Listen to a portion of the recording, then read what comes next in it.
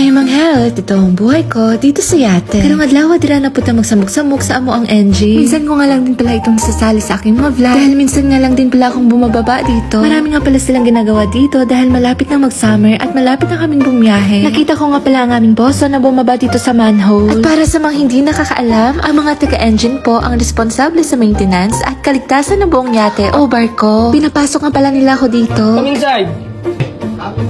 At dahil alam kong ibabash ako ng ibang seaman dyan, kaya naman ay uunahan ko na kayo. Iba nga po pala ang sistema ng yate sa barko. Nagtanong nga din pala ako sa isang kapitan na taga-yate din. And don't you worry po dahil nasa loob din po ang aming chief engineer at ang aming assistant engineer. At connected din siya sa manhole na nasa aming crew mess. Kaya naman ay may hangin talaga sa loob. At makakahinga ka talaga ng maayos dahil hindi naman sila nagpipintura doon. Kasi ka ba dito kung may PPA ka?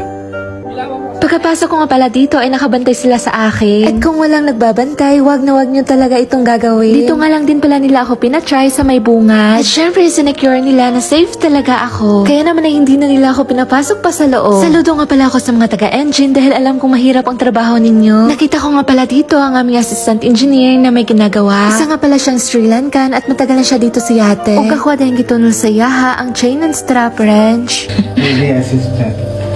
Ang mga taga-engine nga pala ang nagbabantay sa makina, generators, pump, fuel system, cooling system, at pati na rin sa tubig na naiipon sa ilalim ng yate or barko. Itong parang kanal or space sa ilalim ay tinatawag na bilge. Dito na pupunta ang tubig na galing sa iba't ibang sources, gaya na seawater na tumatagas mula sa cooling system, condensation mula sa aircon at makina, tagas mula sa pipes o valves, tubig mula sa paglilinis ng engine room, minsan ay maliliit na leaks mula sa shaft seals. Normal lang na magkaroon ng kaunting tubig dito, pero kailangan itong bantayan palagi dahil kapag dumami, pwedeng maging delikado sa operasyon ng yate or barko. Kaya ang ginagawa ng mga engineer ay chine-check nila ang bilge area. Nililinis ito at gumagamit sila ng bilge pump para maalis ang tubig. Syempre, nang gawas ng dayon ko kay daghan pa kayo sila og trabaho. At kung magtatanong kayo kung bakit nandito sa engine ang aming deckhand at bosoy, yun ay dahil tulungan po sila dito lahat. Dito nga pala sa engine, kapag may sobrang tubig ay kailangan nilang hanapin agad kung saan ito nanggagaling para maiwasan ng mas malaking problema tulad ng engine damage, corrosion, o pagbaha sa loob ng engine room. At ito nga pala ang bago naming deckhand.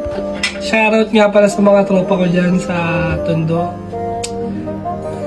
Kay JC Umengan. Habang busy sila sa pagtatanggal ng tubig, inspection din ang ginagawa nila. Tinitingnan nila kung may leak ba sa pipe, may problema ba sa pumps, o kung normal pa ba ang kondisyon ng makina. At ito na nga pala at kinukuha na nila ang tubig. Si Boson nga pala ang nagva-vacuum ng tubig dito at ang deckhand naman ang nagtatapon. Habang busy sila sa trabaho ay nakikipagkwentuhan naman ako sa kanila. About trabaho nga pala nila ang tinatanong ko dahil naku-curious talaga ako. Pagkatapos nga pala ng kanilang trabaho ay nagligpit na sila dito. Ito nga pala ang aming engine room. At sobrang dami nga pala nilang gagawin pa dito. Hinintay ko na nga din pala silang matapos para sabay na kaming umakyat sa taas. At syempre, ipinakita nga pala sa akin ng boss namin at itinuro niya sa akin kung paano nila isinasara ang cover nitong manhole. Kaya sa susunod na makakita kayo ng mga taga-engine na busy sa ilalim ng yate or barko, tandaan ninyo, sila ang isa sa pinaka-importanting dahilan kung bakit ligtas at maayos ang biyahe ng mga barko o yate. Shout out nga pala sa inyo, Aldon Sahuta, Elena Rodillo de la Cruz from Romblon, Jane Lamo from Davao de Oro, Hazel Joy Mangubat Chua from Moncayo, Davao de Oro, Brian C. Estologa, Jessa Quenzal Borongan from Nasugbo, Batangas, Madeline Modiquillo from Cebu, Albert Ardalis Balute from Albay, Bicol, CCT Backyard from Bohol, at sa kanilang pampman Elmer, A-Art Waves Runners from Minglanilla, Cebu, Misael Amper Mejorada from Calapi, Bohol, Laila Panganuron from Quezon, Bukidnon, Joshua Sempron from Saipem FDS2, Gina Margate from Governor Generoso, Davao Oriental, Graceland Compebrena from Lorito, Dinagat Island. Shoutout sa iyo, YDN.